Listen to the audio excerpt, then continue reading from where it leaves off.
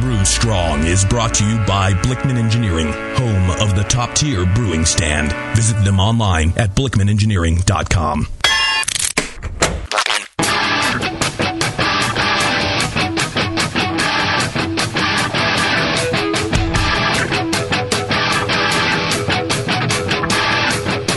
Brewers, it's time for the beer radio you've been looking for. This is the show that dispels myths, tackles the toughest topics, and makes no apologies for geeking out on beer. Hosted by two guys that drink before they think, Jamil and John Palmer. This is Brew Strong.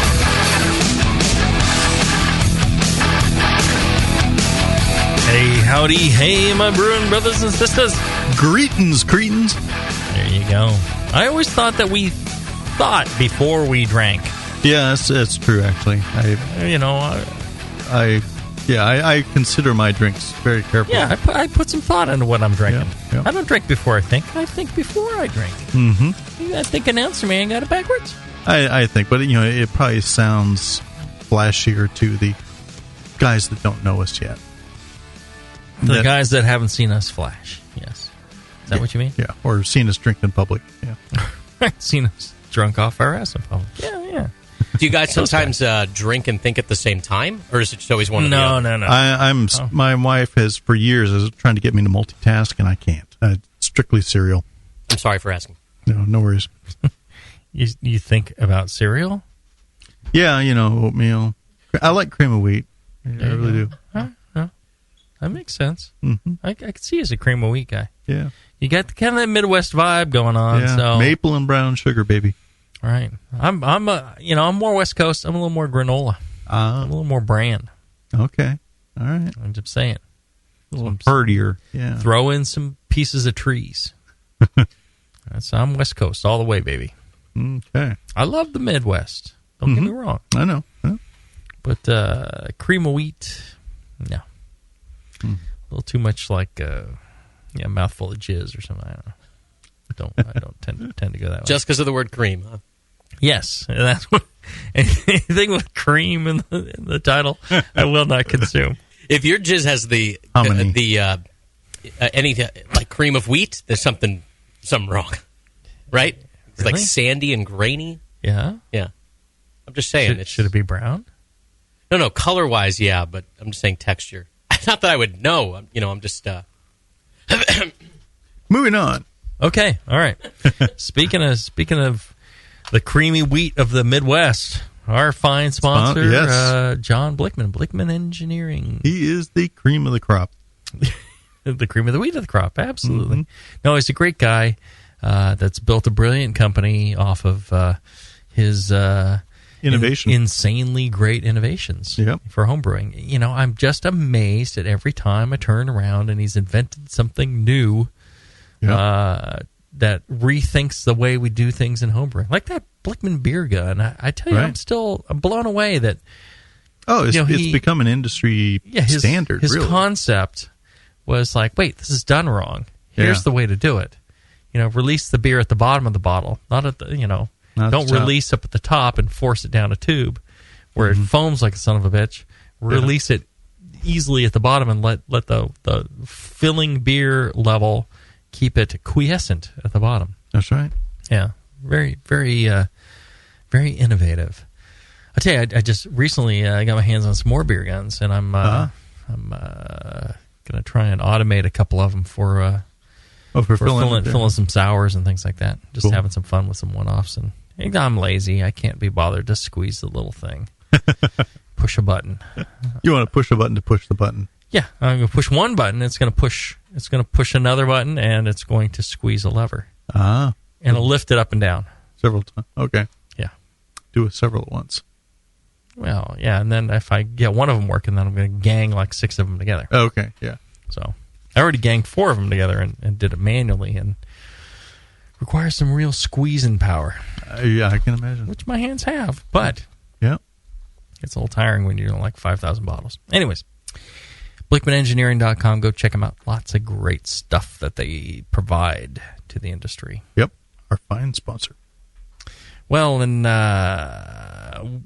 previous show we were talking about how to get a job in the brewing industry. And we were talking, at least I was talking more specifically about being a brewer at the brewery, in the brewing industry. And I think people who listen to the show, they tend to want to be brewers. That's probably true, yeah. Because I'll tell you, when we hire salespeople, the thing I say to every single one of them is this the job that you see yourself working in long term? Do you see yourself as a great salesperson, maybe working up to managing salespeople, maybe becoming VP of sales, maybe becoming head of the company?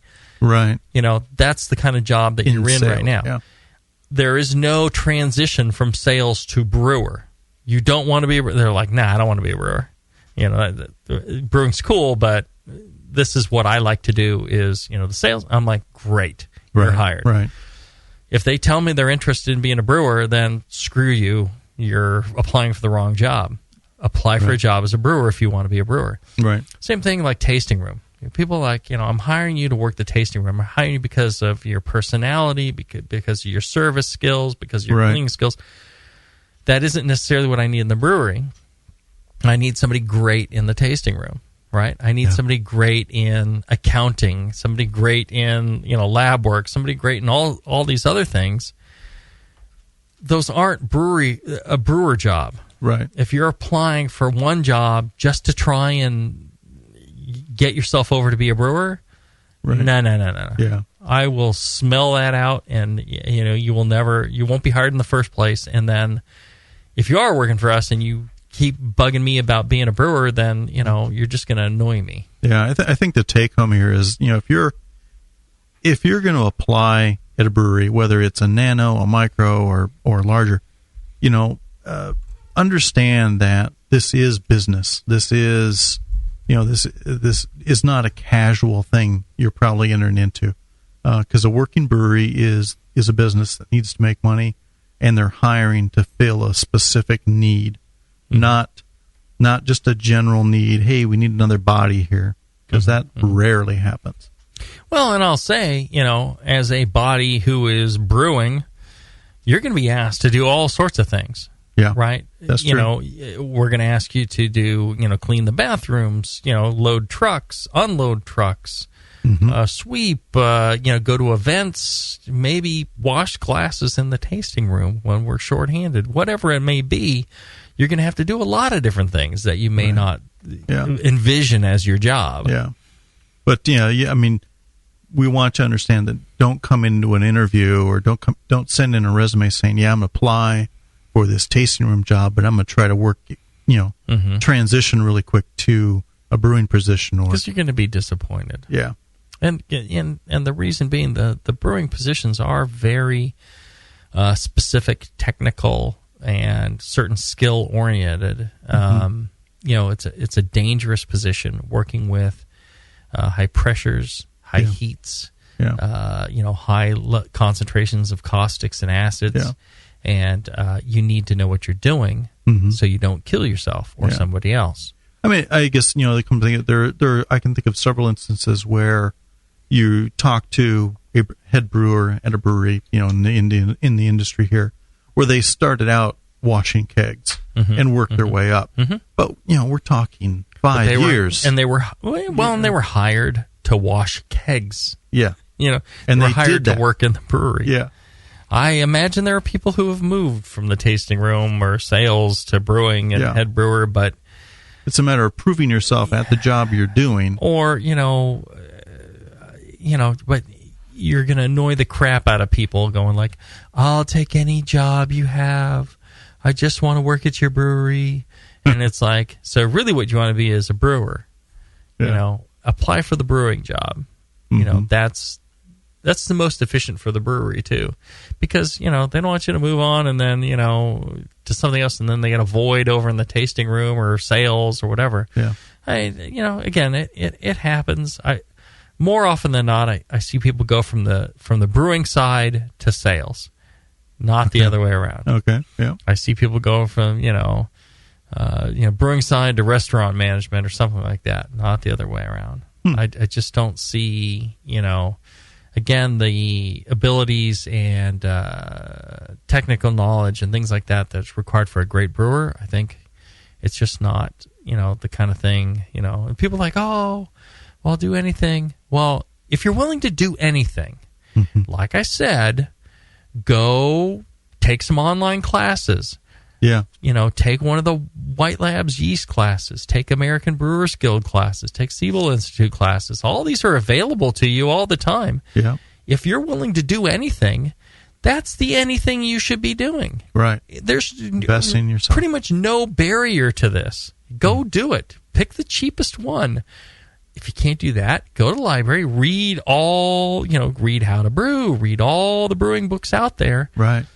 Understand them fully, read them multiple times, be able to recite passages from that, not as if it's gospel, but that you have studied it and you're willing to do that work for the brewery and you're willing to learn. Prove that you're willing to learn at the brewery.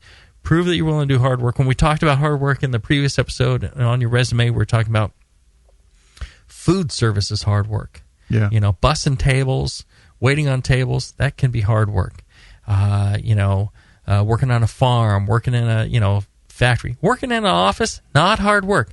Oh, I work so hard on my spreadsheets. Screw you. That's not hard work. I'm talking hard physical labor, tough, sweaty, till your bones ache type of work. Then you understand how hard it is working in a brewery. So, you need to have that, whatever in your past, worked, on my grandfather's farm when I was a kid for a summer, milking the cows, feeding, planting crops, things like that. It's like, okay, so maybe that's not recent, but, at least you have some idea what hard labor is and you were able to do it for some period of time.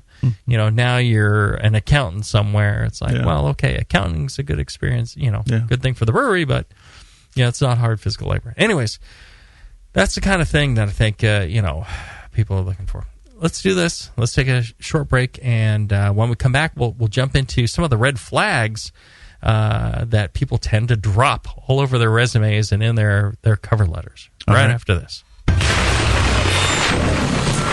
Tonight is the night. We bring the creature to life, Dr. Blickmanstein? Yes, J.P. Gore. Everything is perfect for my next fermented creation. My doctor, the storm is too far away. We'll never have enough power to isomerize the creature's alpha acid. Yes, J.P. Gore, we will.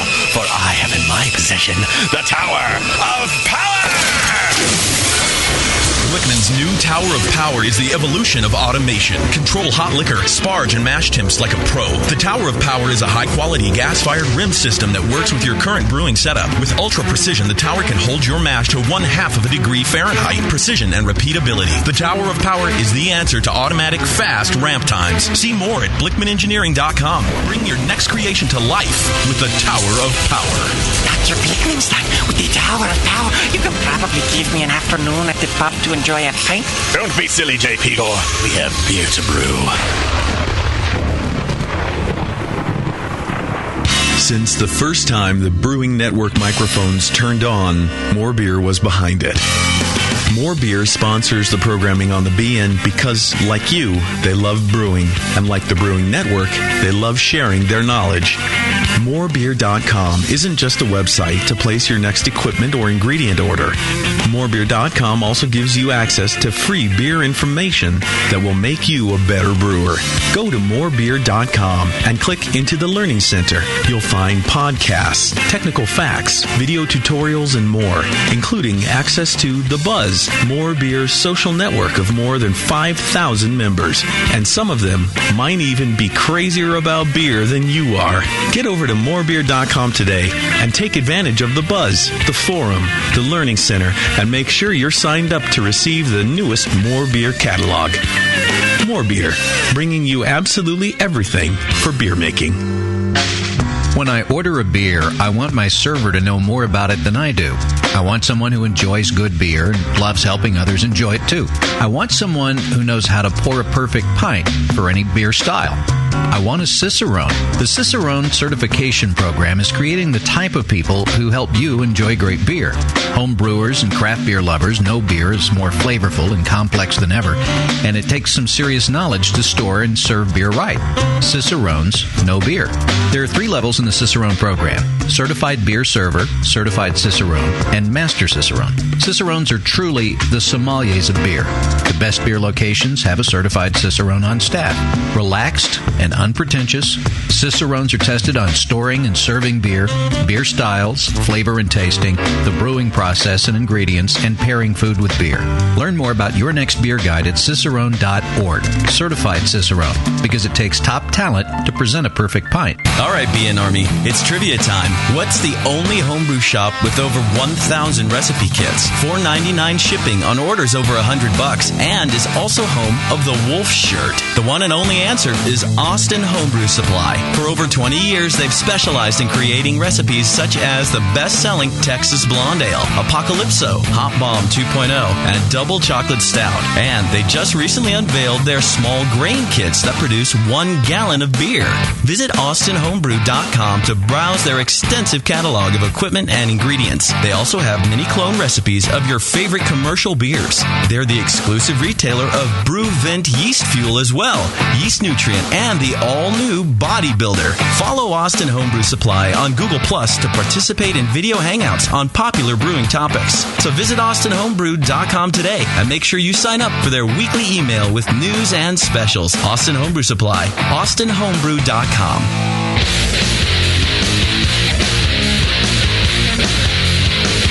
Back to the 2 guys that know how to turn beer into beer. This is Brew Strong.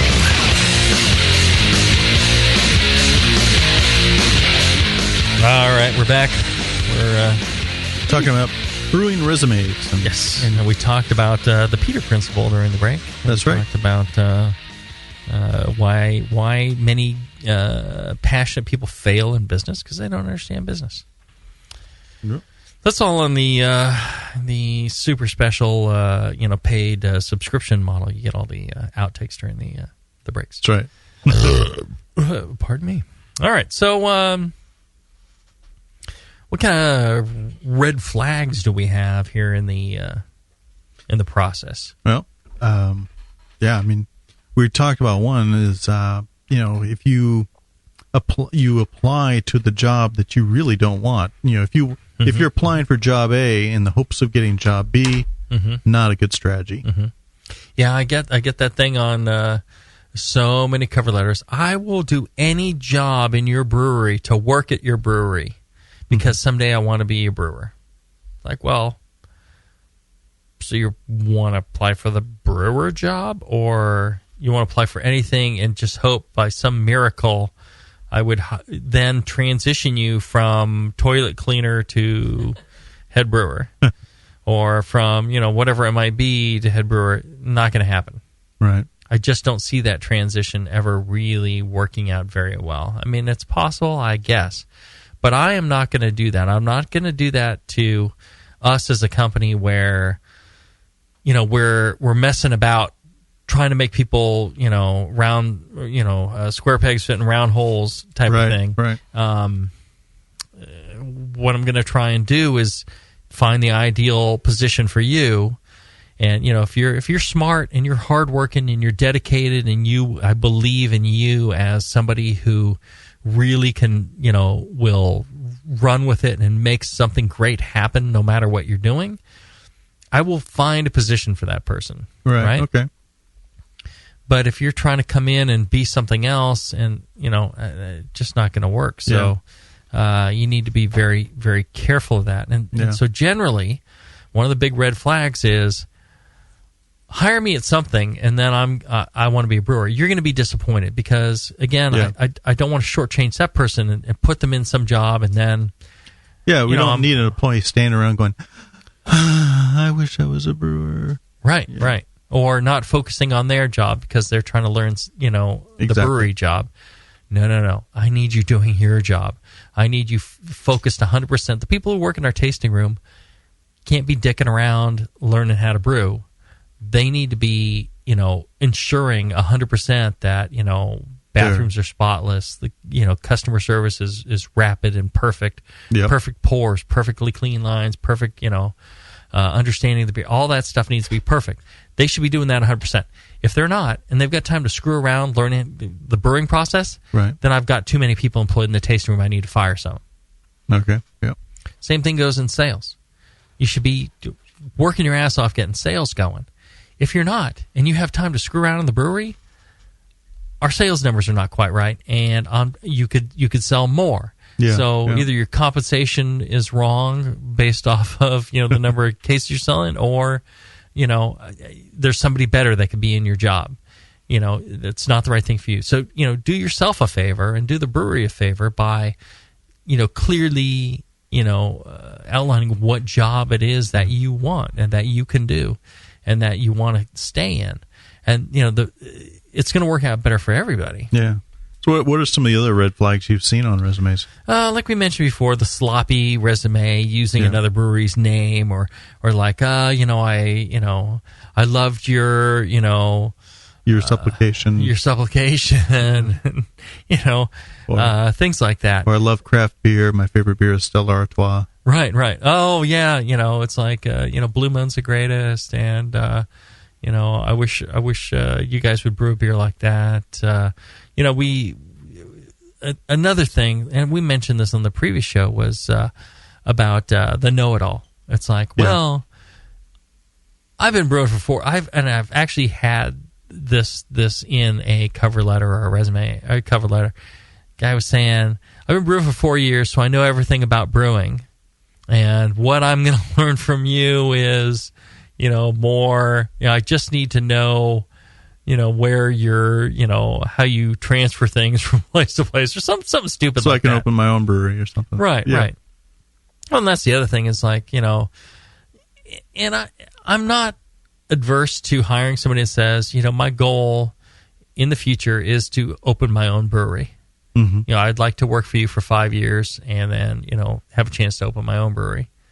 And, that's understandable. Right. And, sometimes good ambition. That does or doesn't come to pass. But somebody that's like, well, give me a month so I can learn everything there is about, commercial brewing, and then I'm going to go off. It's like, screw you. You don't know anything. If you think you could learn it all in a month. It takes a couple of years to really learn most of the processes and do it well and do it repeatably. Yeah. And even then, you don't know everything about running a brewery. You've learned the 20%. Yeah, that's true. There's just so much there. The chat room wants to know how many people Heretic employs. We're at like 13 or 14 now. Another thing that I've seen is people bring in bad homebrew. Oh, yeah. And they tell you how great it is. Well, they like it. Right. And you're like, that is really nasty. So if you brought in homebrew and you said, and if you believed it was really good, you say you believe it's really good. You might say, it's not perfect. I know it's not perfect, but I think this is actually quite good. And if it was quite good, and I believe the same thing, I'd be impressed. Mm-hmm. If you said, this is my homebrew. It's not great. It's drinkable. But, I'm able to produce drinkable homebrew, and what I'd like to do is learn, a lot more about brewing by being employed by you. Then I could respect that. Yeah. But to bring in something not so good and to rave about how great you are as a brewer, you're essentially guaranteeing you are not going to get employed. Yeah. Same thing goes with mentioning other breweries that may not be so great. So you're mentioning, mass market, beers that are, you're raving about how you know so much about craft beer, and the beers you're listing are, generic mass market, not so great stuff. Yeah. Really not defining craft beer. And you're talking about how awesome they are and how you know everything about craft beer. That really, you're shooting yourself in the foot too. Right. Yeah. You're going to use examples, make sure that you really do know what you're talking about. Right. Same thing when people will tell me, I love your beer, and again, they've got the beer name wrong or, something like that. And one of the things you can do, before, if you get called in for an interview, I would not mention specific beers in your resume or in your cover letter unless you really do truly know the beers of the brewery you're applying to. Right. And you can describe them accurately and in a non-offensive way or a, non-kiss-ass way. You're just, Yeah.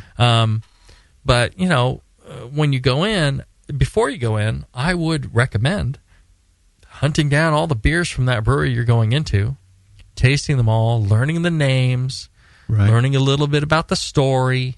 If somebody could come in and say, oh, yeah, your Evil Twin, yeah, that's 6.8% ABV, I believe, and you're using Citra. It has a lot of Citra hops in it, a lot of citric character. Yeah, I like that. The Citra gives it kind of a little bit of a tropical fruit. I like that along with the malt. That's information you can get off our website. Yeah. And I'd be like, wow, all right, so somebody's paying attention. But you would fall over, wouldn't you, if somebody actually... No? No. What's the closest anyone's ever come to doing You can get that shit off the website. But, at least they're doing some homework. Right. At least they're paying attention. They understand. They've done some... And again, you're trying to show that you are willing to learn about what that brewery's doing. You're willing to spend your time investing in the brewery. Yeah, you want the brewery to invest in you. You want to show that you're willing to absorb everything they're teaching. Right. You're paying attention. You're willing to work hard. You're willing to do a lot on your own to be a great, contributor. And if you can show that, and one of the ways, again, just kind of listing off the beers, memorizing stuff off the website, and trying the beers, buying them, trying them, just say, I got this at, such and such, and I thought it was good. I really enjoyed it. You don't have to really go any further than that. Right. But generally, if you mention that, I'll be what was it you enjoyed about the beer? Describe the beer to me. There you go. Yeah, especially people in the tasting room. They're like, oh yeah, I had your such and such. Describe it to me. Tell me why I would like it, what you liked about it. So if you open that door, expect questions to follow through. Yeah. And if you can't describe it, and it sounds like you didn't taste it, and you're lying to me, then I will not hire you. If I think you're lying to me. Right. Just I can't hire anybody that's going to lie to me. Bluff. Yeah. Right. I'd rather you tell me I haven't tried your beers. I'd rather hear that than know you're lying to me about it. Yeah, that's true. I'd rather an honest. Does some of this stuff come up in the interviews too? I mean, when you call someone in for an interview? Yeah, absolutely, all the time. Yeah. Well, and the funny thing is, we will, you'll be going over somebody's resume and expect if you list something on your resume. Oh yeah, expect to be called on it. I will ask you. It's like, why did you leave there? And you better have an answer for me. And a lot of times people come up with answers like they start going into a lot of personal history. They're like, it wasn't my fault. It was, their first response. My boss was a dick. Or it's like, it didn't get prosecuted in the end, and stuff like that. I'm just like, okay. They dropped all the charges. Right. Yeah, they dropped the charges. Really, And so you get a lot of that stuff. So, you need to have it was a mutual thing. It was time for me to move on. I had a better opportunity. Somebody, headhunted me and offered me twice as much, and it was too much to resist. And the reason I left that place was it really wasn't what they had promised me. And I got interested in brewing, damn it. Right. Yeah. So there's things like that. So you need to be careful about all those red flags and how they're gonna stick out on your resume. So don't be a know-it-all. Talk about the things that you've accomplished and things that you've studied and things like that. Mm-hmm. But don't present it as I'm the greatest in the world because I've been homebrewing for 2 years and I won an award. Yeah, that isn't gonna fly. That shows that you believe you know it all. You've got nothing to learn, you're the wrong person for an entry-level brewery job. Yeah. So, list your skills, list your hard work, list your dedication to doing things. If you've got experience industrially cleaning things or moving things around or working with piping or, mechanical equipment and fixing it, list all that, welding, stuff like that. All that stuff really goes well on your resume. Things counter to that really will hurt you.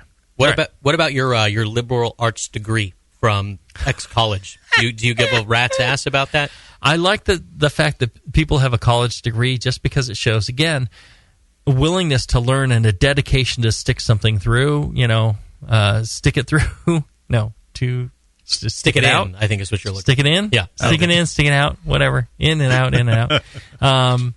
If you're willing to put in the time and the dedication it takes to get any sort of college degree, I think that's a bonus. It's like, okay, and you have to have a certain level of mental acuity to get a degree. So I think that's a bonus because it's not, brewing is not a job for stupid people and lazy people and people who are unwilling to put the effort in to learn what's going on and how to figure it out. So I think that is a value. So liberal arts, whatever it might be, there is a value there.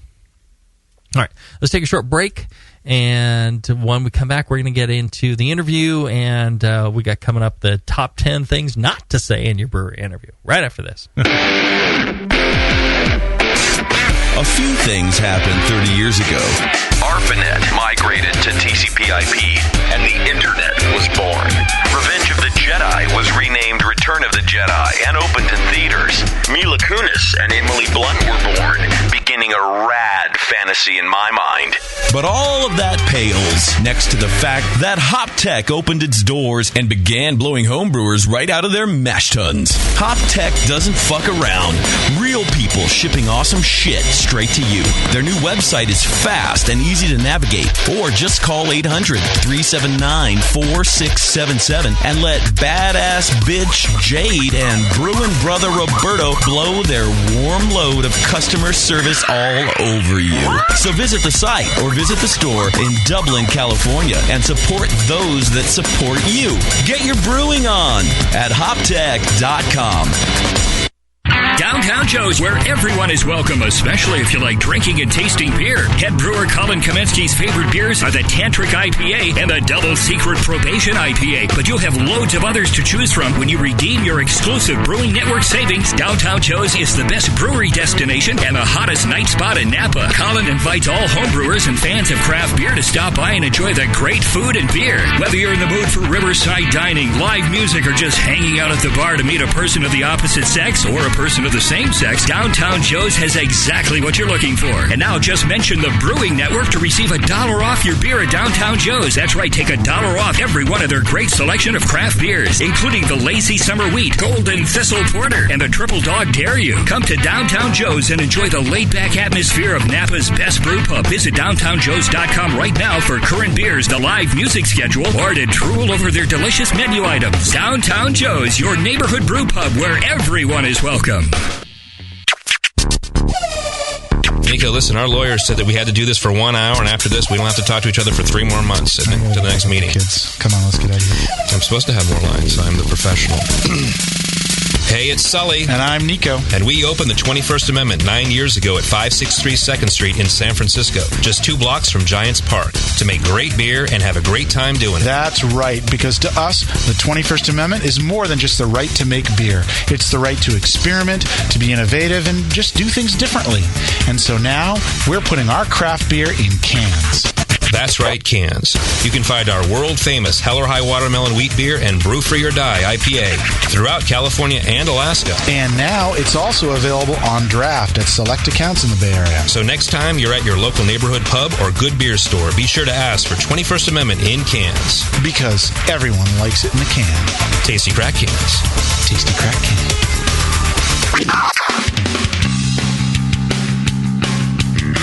Hey, my brewing brothers and sisters. This is Jamel Zanishev, and I want to tell you about Heretic Evil Twin. You might be familiar with my homebrew recipe, which uses massive late hopping to create a balance between the malty sweet and the hoppy bitter, along with an outrageous malt and hop character. I wanted a beer with the same bold hop and malt character, so we played around with the homebrew recipe until we were able to make a great commercial version too. We've created a beer rich in malt character, full of caramel, toast, biscuit, and an ever so subtle roast note. On top of that, we piled in an insane amount of Citra and Columbus hops at the end of the boil, as well as in dry hopping. This damn-the-cost approach to hopping gives Heretic's Evil Twin a great blast of citrus and tropical fruit that can't be matched by any other hop. The result is a bold, malty, hoppy, but easy-drinking beer. This is our top seller, our flagship beer, and I couldn't be prouder of it. Cheers. To find Heretic beers near you, click on Find Some at hereticbrewing.com.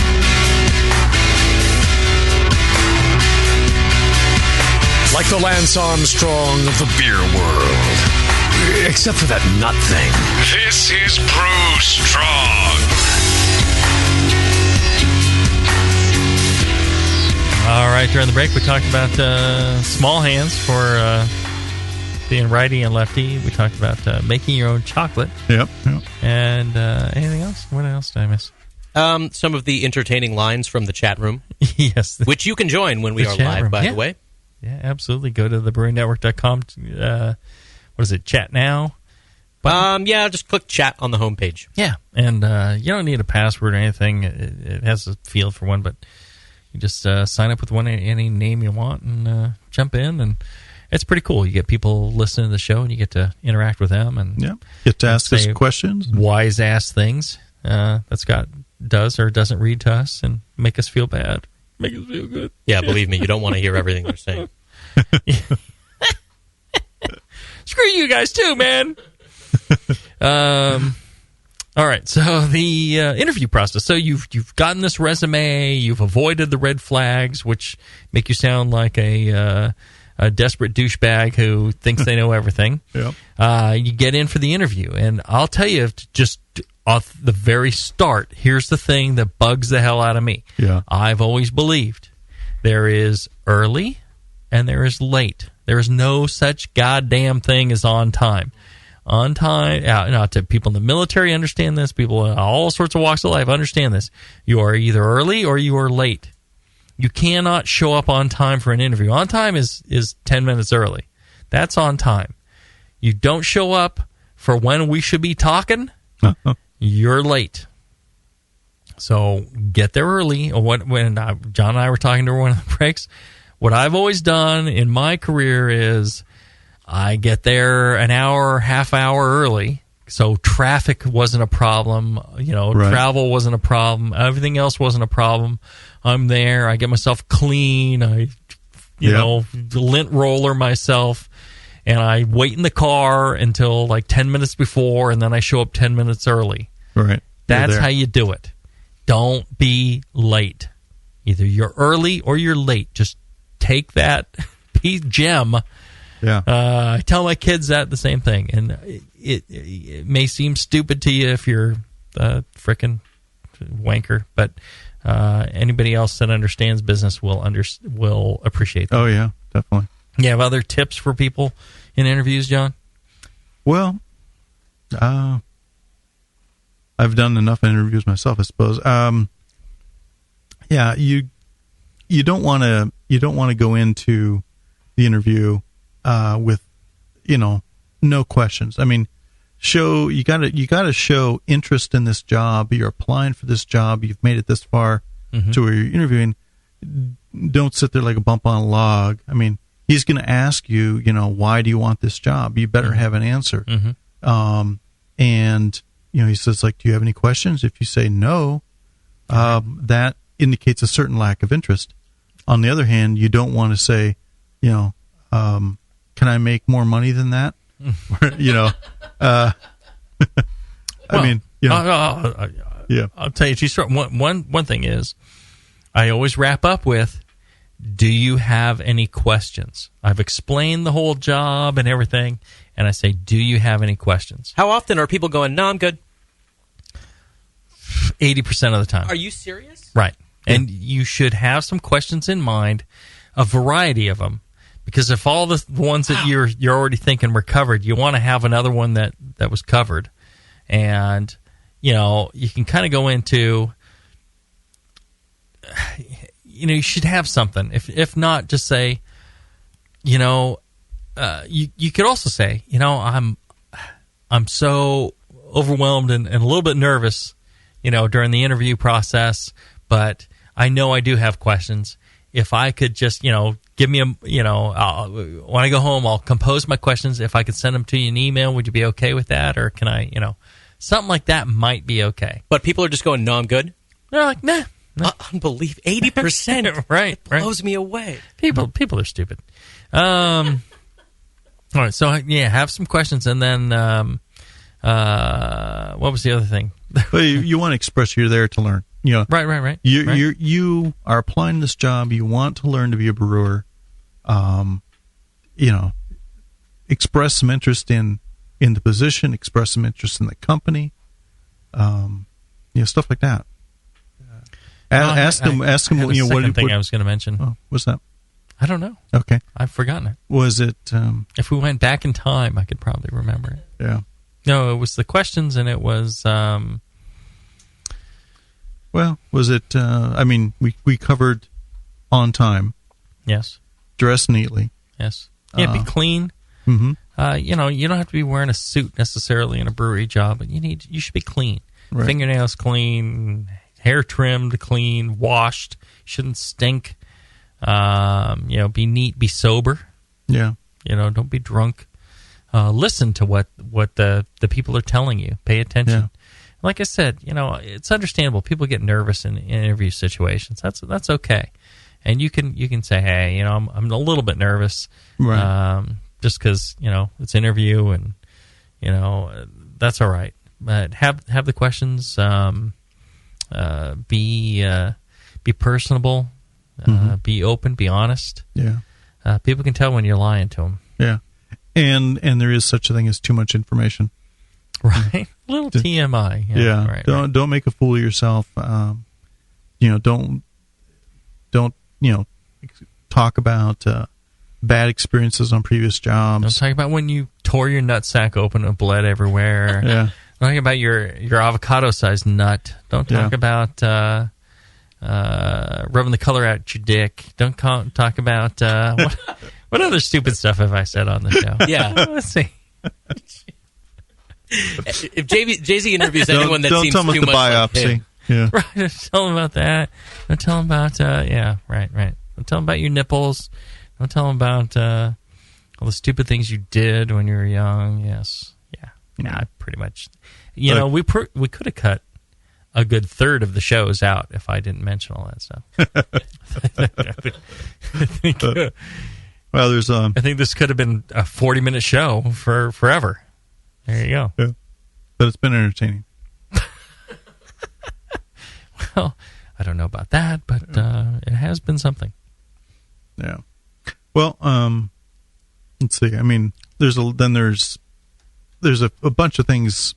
Some, like we talk about red flags on the resume. There's red flags in the interview process as well, and we can kind of think of some good ones. Like bad mouthing a previous employer, right? And you don't want to talk about how horrible it was to work at some place. I can understand when you can say, hey, they indicated I would be doing this job, and then the job wasn't satisfied with that. Well, it's satisfied with that, or they specifically told me I would be doing this. And then that wasn't the job, it was this. And you better give concrete examples, because that's part of the problem is people don't understand what the brewing job is. Right. They think it's something else, and we spend most of the time trying to explain you're cleaning, and then we need you to clean, and after that, clean, and then, load that truck. And then, if you got time, some more cleaning. Yeah. Well, hey, here, let me turn this around for you, Jamil. What are some examples of questions that you would want this person to ask you after you've told them about the job? I mean, is it, I'm thinking, would you want me to ask about what hours I'm working or what, days of the week? Generally, I cover that. So, we're lucky that right now we're, 8:30 to 5, Monday through Friday brewery as far as the brewing operations go. Yeah. Now, there are times, and I'll tell people, there's times when you may be asked to stay late, come in early, work on weekends, go to events, stuff like that. But can I take an hour lunch? It's like, yeah, well, and generally what I say is, most of the guys want to take a half-hour lunch. Everybody's entitled to up to an hour. It's all, off the clock type of thing. Okay. We talk about, we offer, health care, we offer paid time off, so the type of thing, so we cover just about everything. I think the questions that I would expect people to ask is, what is the production capacity of the brewery, the max capacity as it is? What do you see as the growth of the brewery? Okay. How much is this brewery going to grow? What do you produce now? How many brews do you do per shift? How many shifts per week? Okay, yeah. Stuff like that lets me think, wow, they actually know something about, production brewing. Okay. They know about a bigger brewery.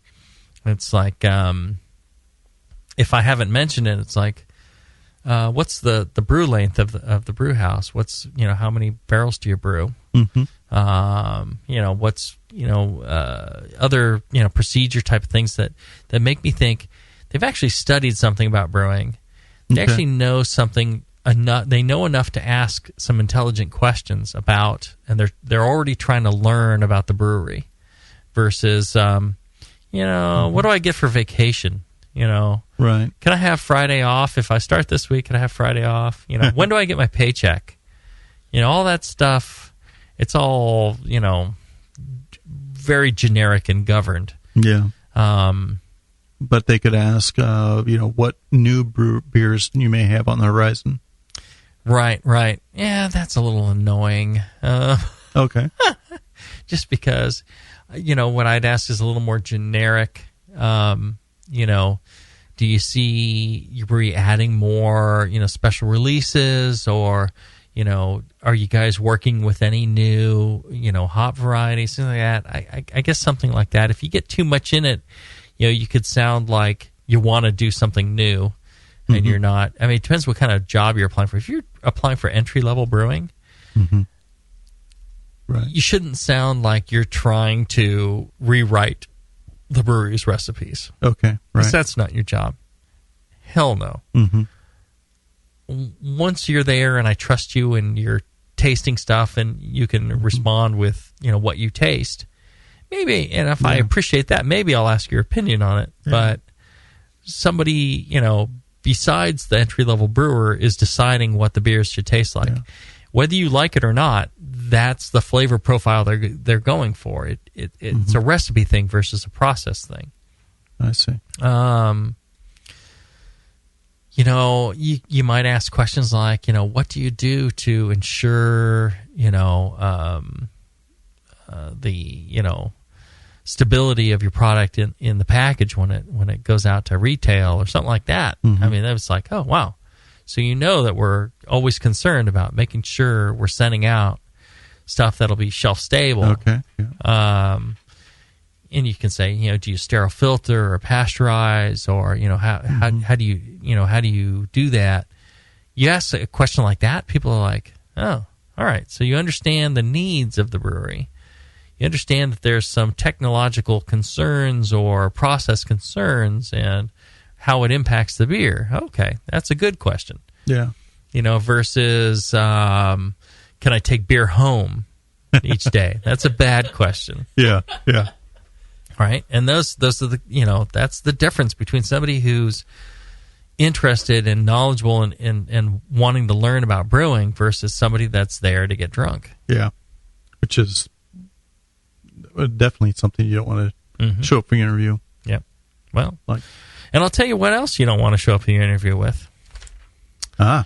a nice prize from our fine sponsor, Adam and Eve. Oh, okay. I tell you, if you show up sporting, you got like nipple clamps on, you've got the vest with the nipples cut out and a couple of clamps on. Well, probably not your best. Depends who's interviewing you. I mean, that's true. They could have you as an interviewer. Right. Then I'm just like pulling on their nipple clamps all half hour. These were 50% off, weren't they? Did you get these using the offer code Jamil, Jamil, at adamandeve.com? I'll tell you, you can get those nipple clamps. You buy the nipple clamps here. You put them in your cart. Use that offer code Jamil. You get 50% off of your nipple clamps. All right. And another free gift, right? Oh, you get a free gift. You get a free gift, and you get 3 free adult DVDs, categories of your choosing from genres such as anal, amateur, Asian, big breast, big butts, bisexual, chunky, co-ed, fetish, gay, interactive, POV, lesbian, MILFs, etc. And then you get free shipping on top of the whole thing. So you bought your nipple clamps at half off. You get the free extra central gift. You get the 3 free adult DVDs, and you get free shipping.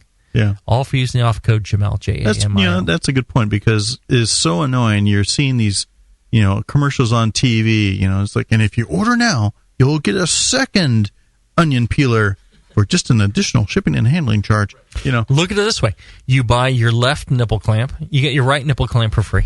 Yeah, there you go. I'm just saying. Yeah. There you go. Free shipping all around. And free shipping and free extra gift and free 3 DVDs. All for using the offer code Jamil, Jamil, at adamandeve.com. You can even do it off your mobile phone at adamandeve.com. Very cool. All right, let's take a short break. When we come back, we're going to give you the top 10 things not to say during your brewery interview and answer your questions from the chat room right after this. And now, Northern Brewer presents What If Homebrewers Ruled the World? Ladies and gentlemen, if you'll follow me, I will lead you into the gallery area. Now, the first piece up for sale today is a Jamil Zainasheff original, a bottle of 1997 vintage Evil Twin. I say.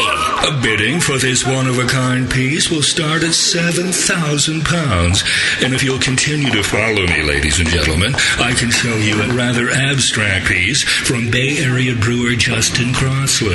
It's a German Doppelbock entitled Justin's Giant Bock. The brewer's notes here indicate that this beer had excellent mouthfeel. That's just a crazy dream. Or is it? With Northern Brewer, a thirsty nation can craft its own ale and lager for the greater good of mankind. Northern Brewer, the home of superior customer service and the finest selection of home brewing goods for the future. Hi, I'm Jamil Zainasheff, and in addition to my work on the Brewing Network, I write the Style Profile column in every issue of Brew Your Own magazine. Hi, I'm Sean Paxton, and when I'm not prepping for the Home Brewed Chef on the Brewing Network, you can find me writing articles on how to cook with your home brew for Brew Your Own magazine. Greetings, cretins. This is John Palmer, and when I'm not writing for Brew Your Own, I'm reading it. John Palmer, Sean Paxton, Jamil Zainasheff. If you love listening to them on the Brewing Network, you'll love reading their articles, tips, and recipes in the pages of Brew Your Own magazine. Join Jamil, John, and Sean 8 times a year in Brew Your Own. And when you subscribe to BYO on the Brewing Network website, half of your subscription price goes right back to the BN to support great beer and food programming. So sign up for Brew Your Own magazine through the BN website today so you can listen and read your way to better homebrew.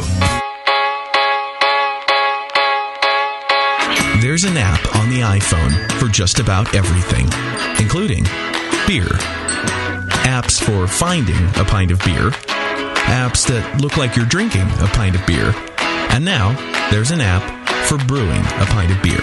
Introducing BrewPal, the most all-inclusive beer brewing app for professionals and hobbyists that fits in your pocket and goes wherever you do. Recipe formulation that can be imported and exported with a customizable database.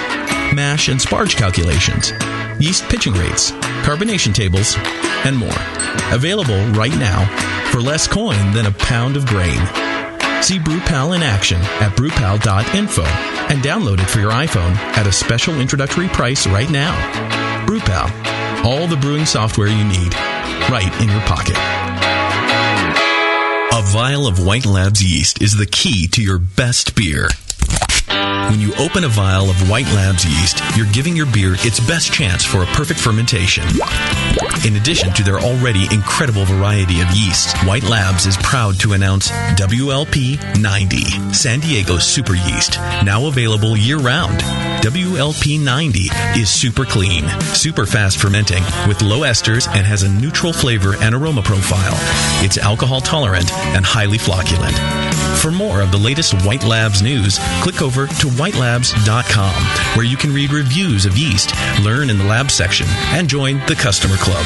And if you should find yourself in San Diego, White Labs has a brand new training facility for craft brewers and home brewers alike.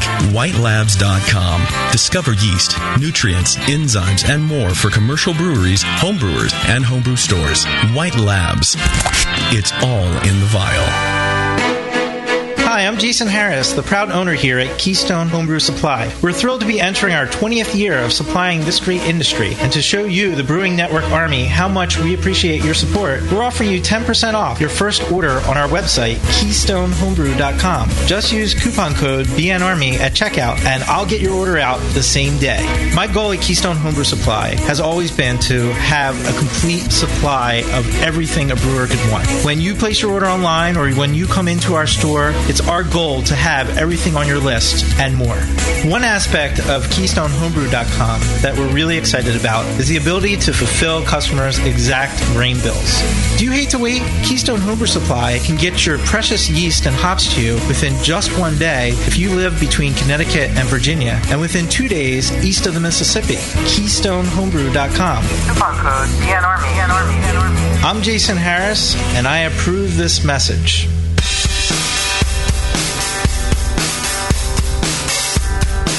Back to your hosts, Jamil Zainasheff and John Palmer. Putting the testicles in technical. This is Brew Strong. All right, we're back. During the break, we were talking about Jim Kimmel. Oh, we were probably talking about sex and bodily functions, and then you had a good point about working in radio and stuff like that. You know.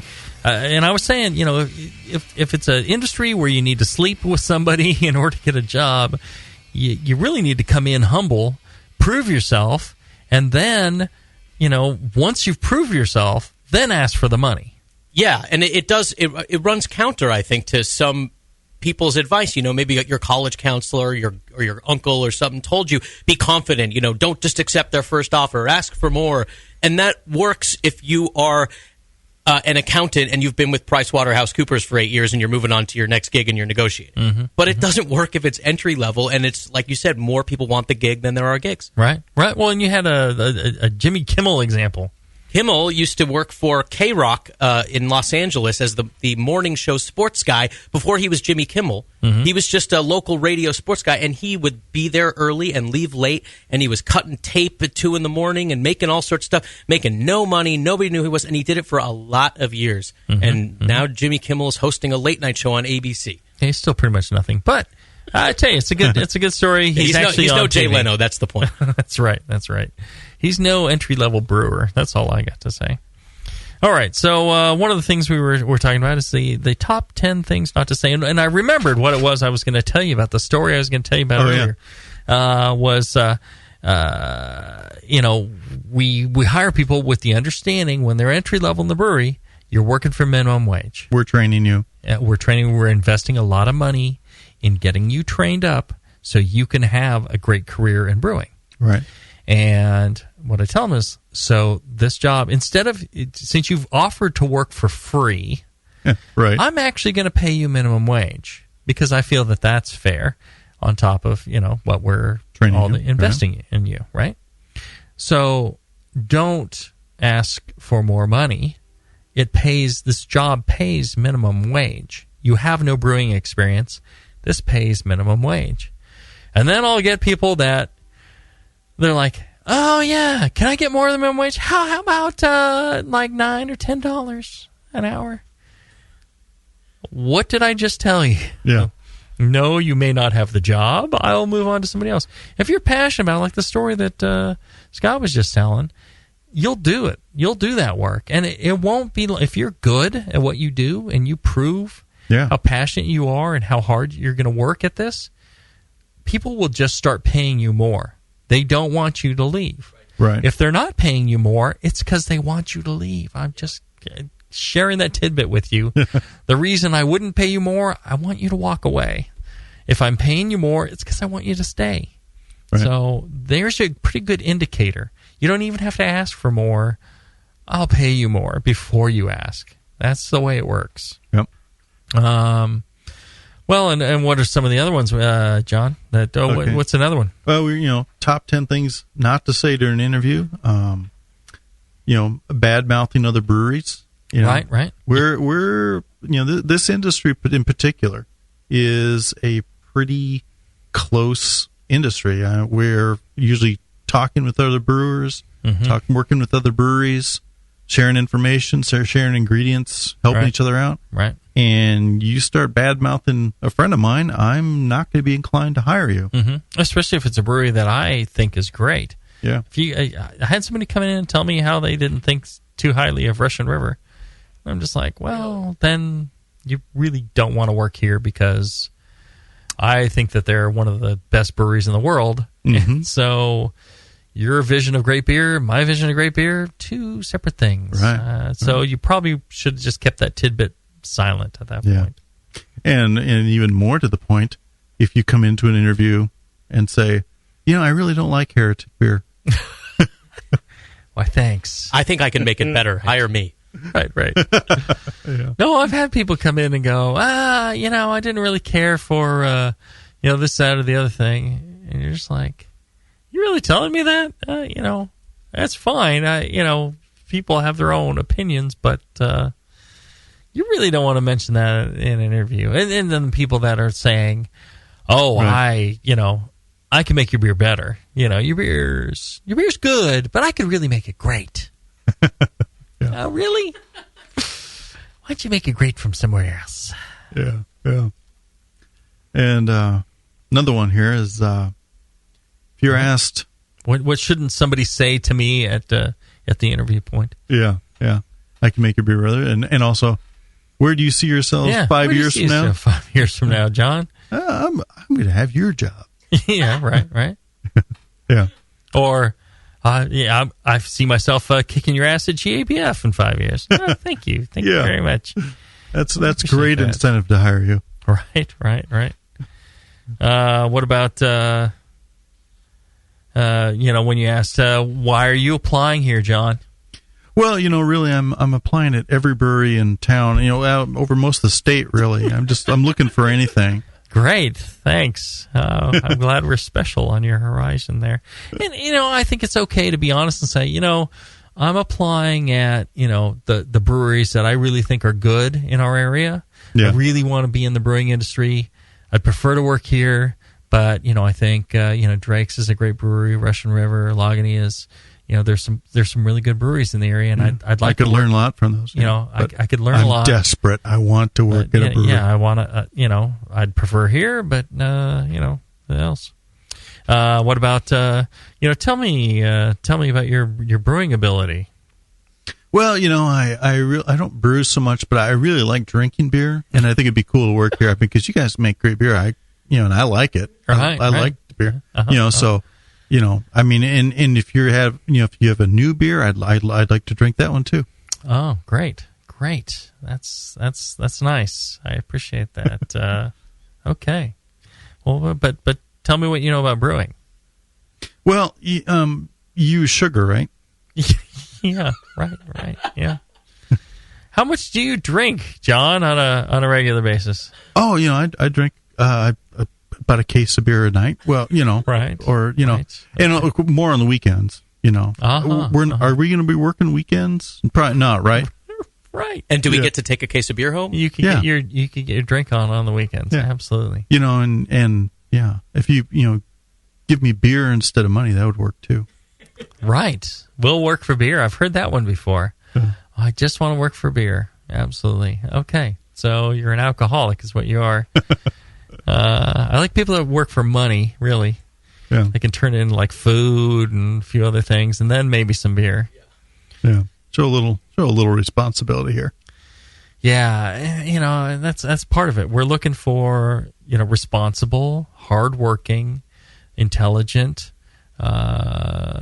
people that have a passion for the industry. Right.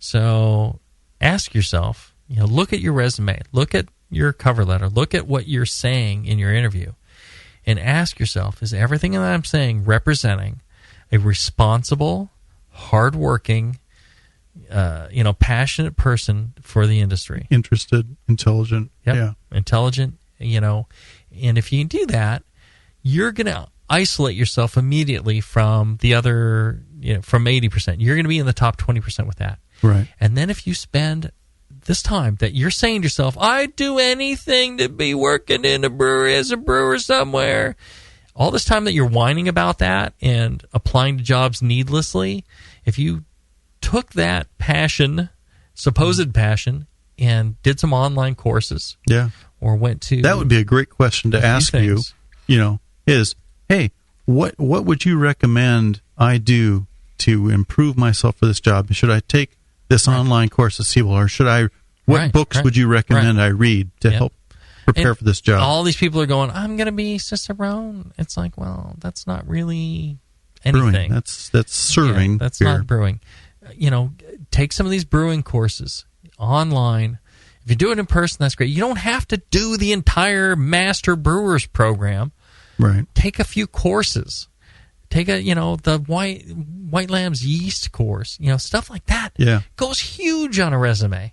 And just, so responsible, hardworking, passionate, interested, intelligent. Yeah. And I've done these things to improve myself, to make me a better employee for you. Right. I've read all these books. I've taken these courses. All of a sudden I'm like, yeah, that's a good candidate. That's solid right there. That's somebody. And then I bring them in, they're personable, they're clean, they were on time. They're telling me I've got no problem being here whenever you need me to be. Not this, I don't get up early, so I'd like to be here at 10. It's like, no, there's days when we want you here at 6:30 because that's when the distributor truck comes. Yeah. But I'm not up by then. Right? It's like, oh, fuck you, get out of here. Really, I have no time for anybody like that. If I told you be here at 2 a.m. to unload a truck. 10 a.m., that's your shift, then you should be... You got it. I'll be here. I need to tell my wife about it, but I'll be here. No problem. That's normally when I'm playing online poker, though. Right. That's usually when I'm masturbating and playing online poker. And I say, well, yeah, me too. That's why I can't be here, so you need to be here. So, but if you have that attitude and, you show up on time and you do these things, you'll get a job in the brewery industry because you're gonna float to the top few percent with the things that we've outlined for you. I think you really will. You have a very good chance at it. Just eliminate all that nonsense and bullshit that people think somehow adds up to something. It's like getting any other job, and like any other job, that's that type of people that apply sometimes. We got just questions in the chat room. There was one from I believe Cadillac Andy, and he said, if you can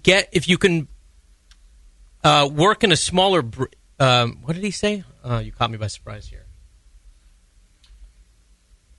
He's basically wondering why you would try even and apply for a job in a smaller brewery. Like, why not just try and start at a bigger one? It's more likely you're going to get a job there, and it seems like the experience would be, usable in a smaller brewery.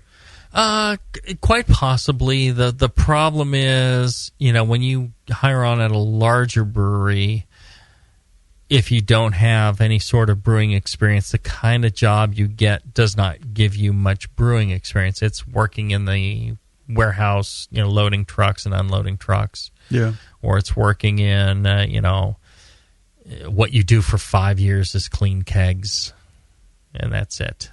It particular, helps. More specific tasks. But if somebody instead took the initiative to do some classes online, things like that. I would count that as much as, because the way that like a bigger brewery does stuff isn't necessarily the way that smaller breweries can do stuff. They have automated lines for keg cleaning. It's like, well, running the keg cleaner is throwing kegs on a conveyor belt, and taking them off full at the other end, and it's, maybe throwing a valve and, dosing some chemicals, and that's it. And it's like, well, it's completely different in a smaller brewery. I have a question about beer nerd.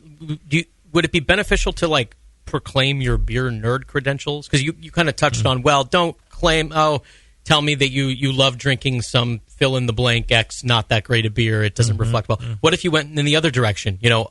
I only drink Cantillon and Westy 12, really sort of showing your beer nerd colors. Yeah, I think that's a mistake, too, because then you seem a little too uppity. It's like, well, we don't make Cantillon or Westy 12 here. We make good old American craft beer. If you can't bring yourself to drink what we provide, then it just sounds wrong. It sounds like you're too important or too particular. Yeah, you start to question, why do you want to work here then? That kind of thing. Right. I mean, I think that the way to go is like, if people, and here's a good answer for you, during an interview, sometimes people will ask, I tend to avoid this question, but I imagine the breweries might ask, well, what beer do you like to drink? What's your favorite, style or something like that? And people ask me this all the time. I say, well, what I like to drink is, a really well-made beer, really well-made craft beer. I think, that's great. Style isn't that important to me. It's more about, is this beer really well made? And then, I like malty beers, I like hoppy beers, I like sour beers. I like them all. If they're really well made, then style isn't important. It's a great made beer that I enjoy. It's totally true. The case in point, downstairs we still have on tap Society Brewing's the Harlot, which is a Belgian pale ale. None of us really dig the style necessarily, but it's an extraordinarily well-made beer. Hence, everybody loves it. And so, feel free to use that response when somebody asks you, what kind of beer you like, because that's a terrible question. It puts you in a bind. And if they push from that, you can say, well, most of what I drink, I drink a lot of IPAs, I drink a lot of, whatever. You can say that, but start off with that. I love well-made beer, and when I come across a well-made beer, I really love it. And if they push for, well, what's a well-made beer to you? It's like, well, one that's great fermentation character. It's not showing any flaws of contamination or something like that. And then they they're like, oh, okay, you understand what well-made beer is. Yeah. It's not how many hops are in it or what color it is, or what Garanja fruit is thrown in there. It's how well it was crafted, and if you understand that, it's like, all right, there's possibility for you yet. So, I would be shocked if people listening to this did not follow our advice, applied for a job and got a job at a brewery. I'd be shocked if they can implement what we have explained and don't get one, and don't get a brewery job at a brewery as a brewer. There's so many jobs available. The problem is there's 10 times as many idiots applying for it, and so you just need to rise above the idiots. And you're already doing that by listening to Brew Strong on the Brewing Network. That's right. That's how it goes. And I'll tell you, also show how smart a person you are by going to the Brewing Network store. Get yourself some cool hop grenade gear. Yep. Make yourself a copy of How to Brew if you don't, and read it cover to cover. All that'll show in the yeast book that you are quite the intelligent person. And also, make sure to support our sponsors, especially BlickmanEngineering.com. That's right.